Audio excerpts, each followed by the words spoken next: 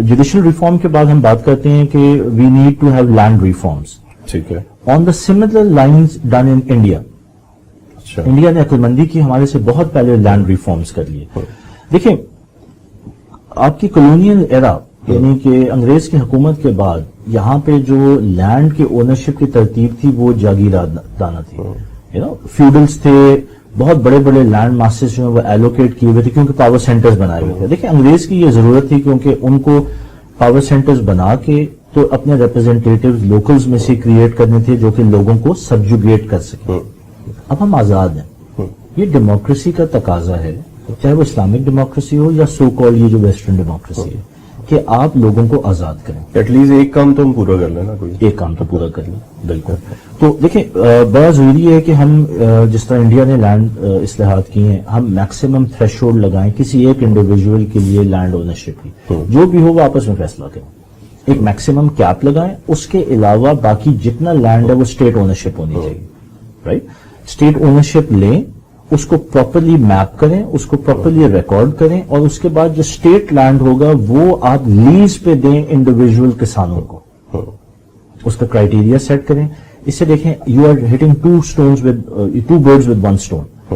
آپ ایک تو پاورٹی کی اپلفٹمنٹ کر رہے ہیں, لوگوں کی اونرشپ مل رہی ہے. لیز دیں, آپ 30 ایئر لیز دیں, 60 دیں, 90 دیں, 99 دیں, جیسے آپ فیصلہ کریں حکومت, اور لوگوں کو اونرشپ دیں کہ جی آپ اس پہ کمائیں, اس کو یوز کریں, کمائیں, لیکن شرط ہو. شرط یہ ہو کہ ایک تو آپ لینڈ سے اشر لیں جو ایگرو کا ٹیکس کی فارم میں, اینڈ نمبر 2 کنڈیشن رکھیں کہ اگر لینڈ کلٹیویٹ نہیں ہوگا, ان یوٹیلائزڈ ہوگا, تو اس پہ پینلٹی بھی لگے گی اور اس کے بعد لیز بھی کینسل ہو جائے گی. تو اس سے نہیں اٹھائیں, کسی اور کو دے دیں. تو اس شرط کے ساتھ ہم کرنے کیا جا رہے ہیں, ہم میکنائزڈ فارمنگ کی طرف جا رہے ہیں.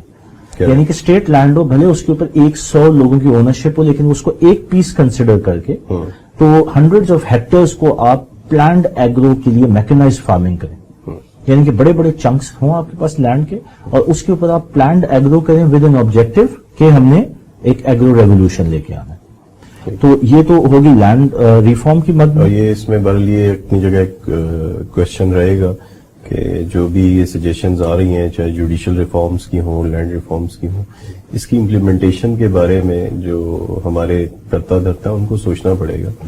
اور وہی جو بات ہم نے شروع میں کی تھی کہ آپ کو اگر پاکستان کو ریئلی بچانا ہے, رائٹ, تو you have to take some decision. جی بالکل.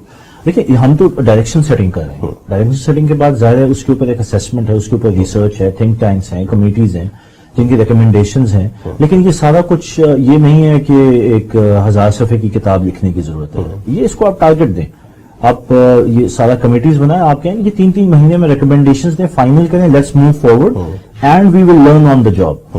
غلطیاں ہوں گی ہم اس کو کریکٹیو ایکشن کریں. پرائیویٹ پبلک پارٹنرشپ میں کام کریں, کیپیبل لوگوں کو بلائیں, انٹلیکچوئلس کو بلائیں اور ان کو ذمہ داریاں دیں. ہم آگے بھی بات کریں گے, شارٹ ٹرم میں بھی ہم نے بات کی کہ ایجوکیشن کے اوپر ہمیں اسپینڈ کرنے کی ضرورت ہے. تو let's connect the whole picture. ہم یہ آگے ہم ڈیٹیل میں بھی بات کرتے ہیں.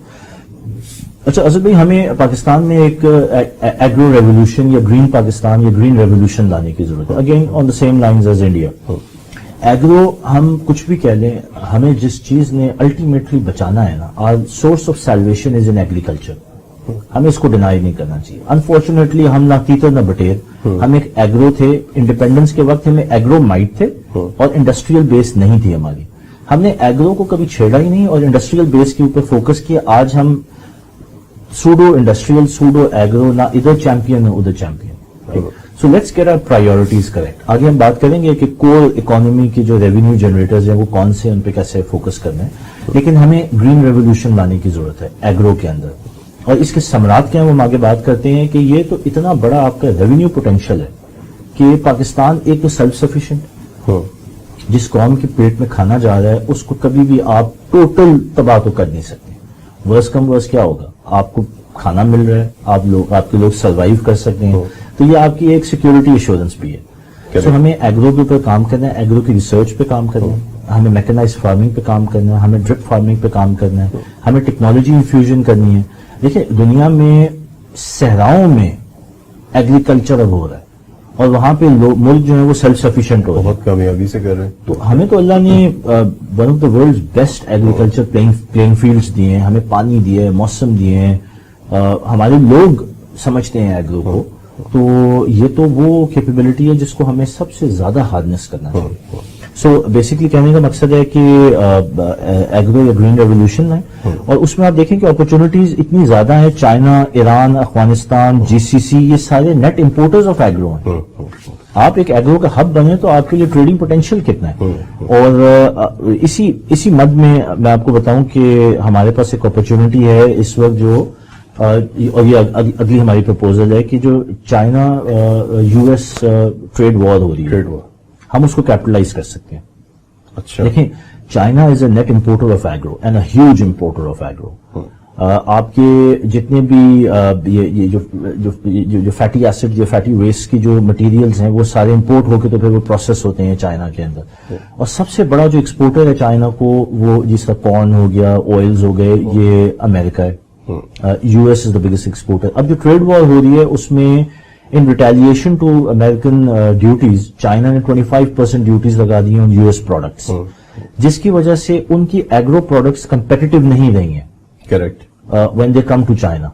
So China will obviously look for alternate options in the world. امریکہ سے ہٹ کے, کیونکہ وہ تو کمپیٹیٹو ہی نہیں رہا. یہاں ایک بہت بڑی اپرچونٹی ہے. Already they have started looking for it. They have already started looking for it. تو دیکھیں یہ تو ڈیفالٹ میں ہے, کیونکہ دیکھیں چائنا ایک انڈسٹریل مائٹ ہے.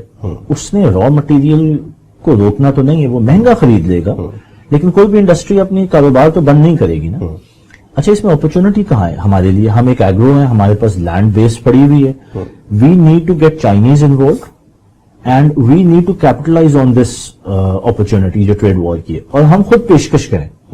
ہم جا کے چائنا کو کہیں کہ جی ہم ایک ایگرو ہیں, آپ آئیں پلیز, ہماری گائیڈنس بھی کریں. ہم لارج چنکس آف لینڈ جو ابھی ان یوٹیلائزڈ ہیں, ہم ان کو کنورٹ کرتے ہیں. اونرشپ پاکستان کی ہوگی, جوائنٹ وینچر جو ہے وہ چائنا کے ساتھ ہوگا, اور اس کی جو پروڈیوس ہوگی وہ کمیٹڈ ہوگی کہ ہم آپ کی اکانومی کو فیڈ کریں گے آپ کے کام کے لیے. آپ سویا بین کہتے ہیں ہم وہ اگائیں گے, آپ سن فلاور کہتے ہیں ہم وہ اگائیں گے. آپ جو بھی ان کی ریکوائرمنٹ ہے ایگرو کی مد میں ہم ڈیزگنیٹ کریں گے, لیکن اونرشپ پاکستان کی ہوگی, لیبر فورس اور ورک فورس پاکستانی ہوگی, کولیبوریشن چائنیز کے ساتھ ہوگی. اس سے ان کی مشینری بھی آئے گی, ان کی ٹیکنالوجی بھی آئے گی. اچھا, آپ ریسرچ سینٹرز بنائیں, آپ ان کی سپورٹ سے, اور آلریڈی اس پہ کچھ کام ہو بھی رہا ہے. ہمیں اس کو جو ہے نا ایک یا دو سٹیپس اور آگے لے جانے کی ضرورت. We need to speed it up in the context of this emergency جو ہماری اس وقت ملک میں کریٹ ہوئی ہوئی ہے. تو بات یہ ہے کہ چائنا سے جوائنٹ وینچر کریں, اور ایگرو کے اوپر ایک سائنٹیفک بیسس کے اوپر ہم ایک آپ کہہ لیجیے نیکسٹ جنریشن آف ایکٹیویٹی کے اندر چلے جائیں. اچھا, اس کے بعد with in the agro domain آپ دیکھیں کہ agriculture is a food security environment as well. So we can provide food security to Iran, Afghanistan, China and G C C.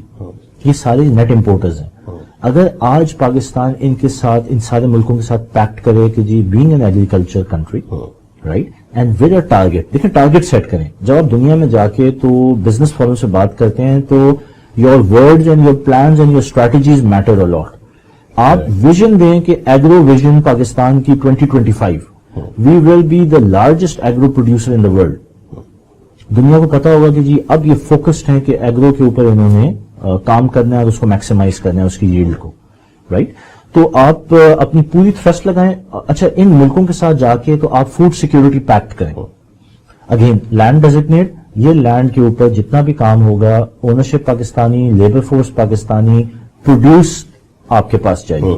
یہ آپ کے لیے کمیٹڈ ہے, آپ کی فوڈ سیکورٹی کی گارنٹی ہے کہ کچھ بھی ہو جائے دنیا میں یہ پروڈیوس جو ہے یہ آپ کے پاس آئے گی, رائٹ. اچھا, اس کا فائدہ کیا ہے؟ ایک تو ظاہر ہے اس سے آپ کی انکم ملے گی. نمبر 2, آپ ان کے ساتھ لانگ ٹرم اسٹریٹجک پروگرامز میں آ سکتے ہیں کہ جی یہ اتنے 1000 ہیکٹرز آف لینڈ ہم نے ایلوکیٹ کیا, لیکن اس کے پیچھے ہمیں جو واٹر ریزروائرز ہیں وہ بنانے ہیں, تو ان ڈیمز کی فنڈنگ آپ کریں یا ہم مل کے پارٹنرشپ میں کریں, رائٹ. اس سے یہ ہے کہ ہماری جو اس وقت ڈیمز کی شارٹیج ہے وہ ہم ان ملکوں کو ہارنس کر کے اپنے ساتھ بزنس وینچرز کریٹ کر کے تو ہم وہ انفراسٹرکچر ڈیولپمنٹ بھی کر سکتے ہیں, اور اس میں جو بھی موڈس آپرینڈی بنے گا, لیکن وہ فنڈنگ جو ہے وہ ہم وہاں سے بھی جنریٹ کر سکتے ہیں.